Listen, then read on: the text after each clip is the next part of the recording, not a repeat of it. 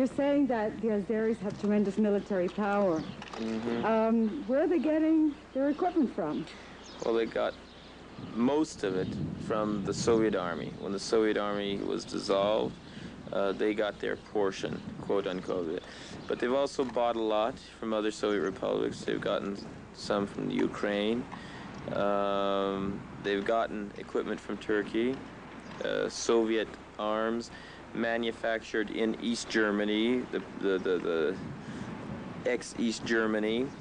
An awful lot of those arms were sent to Turkey, and Turkey sent those arms to Azerbaijan. We've captured East German-made Kalashnikovs, things like that.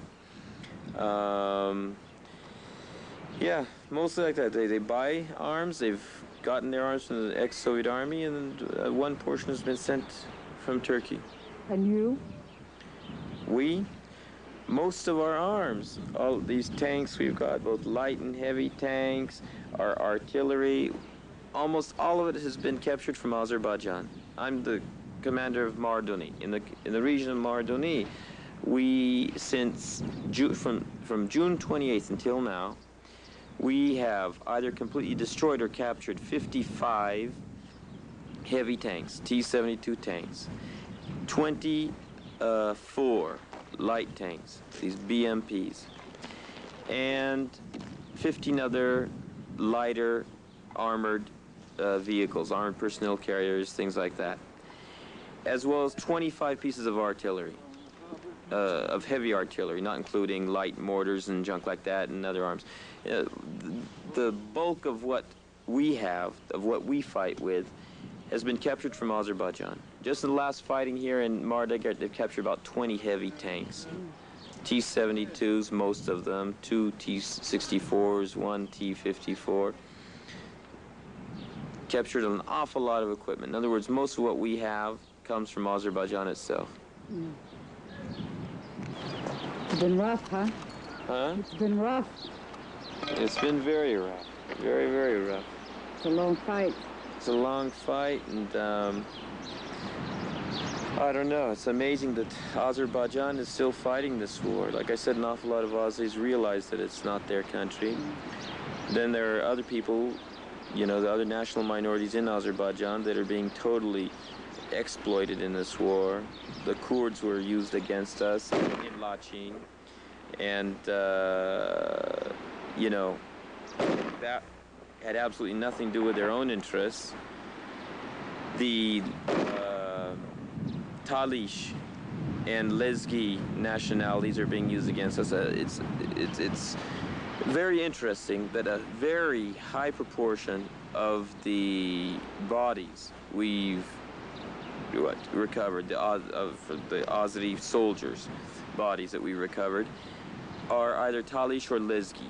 And we get their passports, so we take their passports off their bodies and things of their other ID, and a very high proportion of them are not even Azeri. They're from the other national minorities, and that reminds me of the Turkish policy at the beginning of this century and end of the 19th century, where they used the Kurds against the Armenians. They used the Kurds to massacre the Armenians, and then once the Armenians were pretty much massacred, they started deporting the Kurds and massacring Kurds.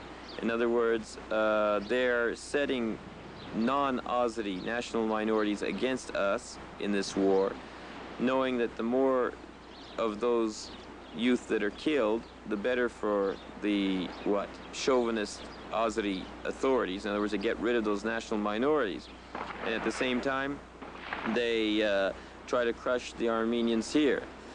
And it's amazing to me that those national minorities aren't more awake. They're not more conscious of what's going on. Because for us, it's very, very clear what's going on. They're being used against us, and if Azerbaijan succeeds in crushing the Armenian movement here, they'll begin crushing the Talish, they'll begin pressing the Lezgis, and things will get even worse for them. It's been also written that there are some human rights violations being committed by Armenian people at the moment. Yes, let me say that in this war, in this war, there have been violations. The biggest violation is by Azerbaijan against our whole people. Against our whole people. That's the biggest and most outrageous violation. That they're killing our people, burning our villages, in an effort to retain control of part of the Armenian homeland, something that has absolutely nothing to do with their own country.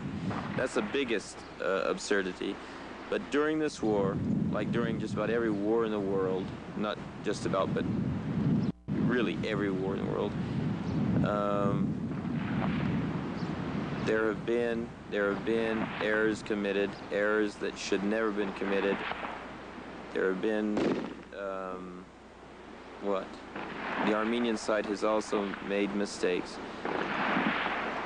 But let me say that those mistakes, there's absolutely no way of comparing the violations committed by Armenians with the violations committed by Azerbaijan. Absolutely no way.